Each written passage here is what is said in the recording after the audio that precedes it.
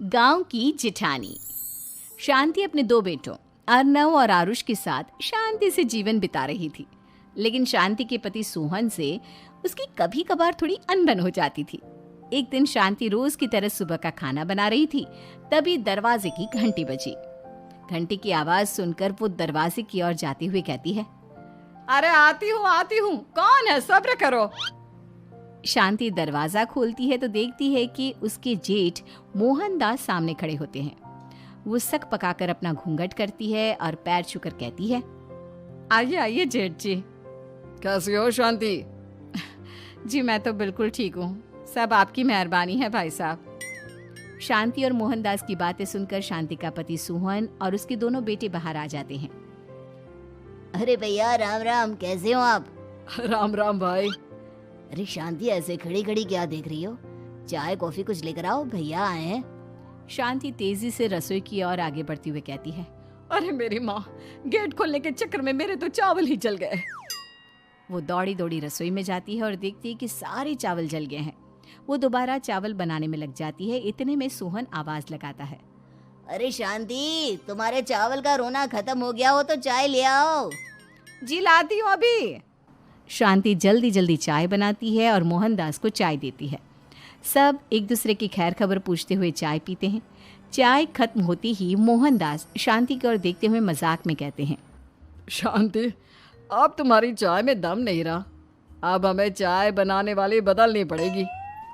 ये कैसे मुमकिन होगा जेठ जी, घर और बाहर का सारा काम मुझे ही करना पड़ता है और कभी कभी जल्दी जल्दी के चक्कर में काम बिगड़ जाते हैं, जैसे आज चावल जल गए। अरे इसी का तो हल लेकर आया हूँ। मैंने रिश्ता देखा है अर्नव और आरुष के लिए। दोनों लड़कियाँ बहुत सुंदर और सुशील हैं।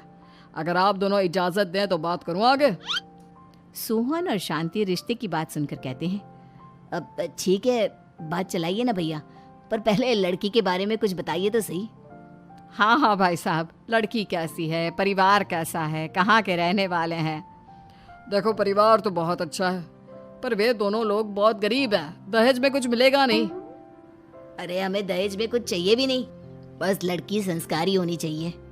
एक लड़की तो पढ़ी लिखी है और शहर की रहने वाली है, पर दूसरी अपनी गरीबी की वजह से पढ़ न सकी और गांव में रहती है। लेकिन दोनों है बहुत खूबसूरत। अगर तुम सबको देखते ही पसंद ना आ जाए तो मेरा नाम बदल देना। हाँ, पर तो हम आंखें मूंद कर भरोसा कर सकते हैं भैया। आप आगे बात चलाइए, हम शादी करने को तैयार हैं। कुछ ही दिन में अर्नव और आरुष की शादी हो जाती है। आरुष की शादी अनपढ़ लड़की मंजरी से हो जाती है, जो कि बहुत भोली भी होती है, और अर्नव की शादी पढ़ी लिखी लड़की तनुजा से हो जाती है, जो कि घमंडी और चालू होती है। एक दिन मंजरी घर के काम कर रही थी कि अचानक शांति उसे आवाज लगाती है, बड़ी बहू, ओ बड़ी बहू, मंजरी जल्दी यहाँ आओ। मंजरी जल्दी जल्दी शांति के पास जाती है। बेटा मेरे पैर दबा दे, बहुत दर्द हो रहा है। जी माँ जी, बस बर्तन धोकर आती हूँ।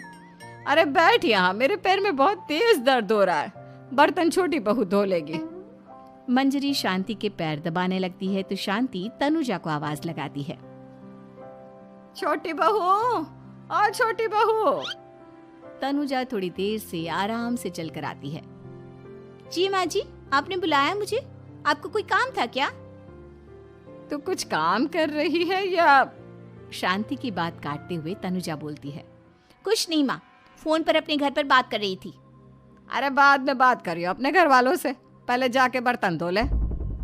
तनुजा मुंह बनाते हुए अपनी जिठानी की ओर देखती है और मन ही मन कहती है, ये महारानी वहां बैठी है, ये नहीं कि बर्तन धो ले। मैंने इतनी पढ़ाई बर्तन धोने के लिए की थी क्या?